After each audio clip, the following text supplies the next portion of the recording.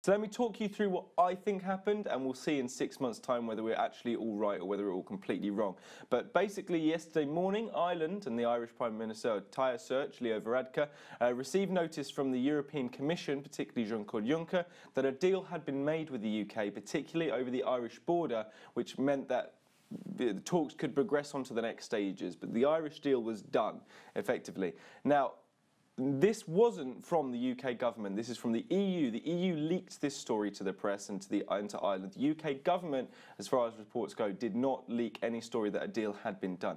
The government, when negotiating this Irish deal and this draft paper which came out with this negotiations with the EU, didn't consult the DUP particularly thoroughly, and therefore the deal which apparently the EU was leaking to the press hadn't actually been run past the DUP properly. So then the DUP kicked off, and that's when you saw Arlene Foster come on to the news and basically say, you know, this doesn't sound like anything the DUP are going to support, and we're going to vote down.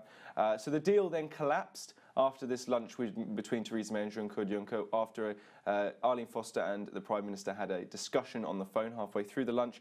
And now who's to blame? Now arguably Leah Varadkar, the Irish Taoiseach, and the EU are to blame for leaking preemptively that an agreement had been made when in fact an agreement hadn't.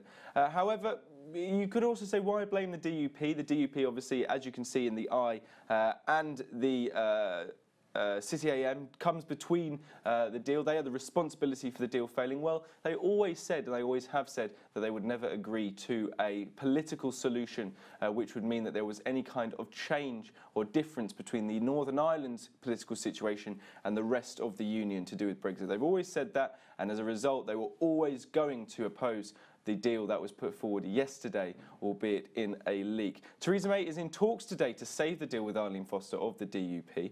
Now, there is reports that the alignment deal was actually limited to specific areas stipulated in the Good Friday Agreement, which is chiefly agriculture and energy, and there might have been some confusion yesterday between Arlene Foster and the Prime Minister over the extent of this regulatory alignment. However, we don't know yet. This is going to come out today, and so they're going to be very interesting lines on it.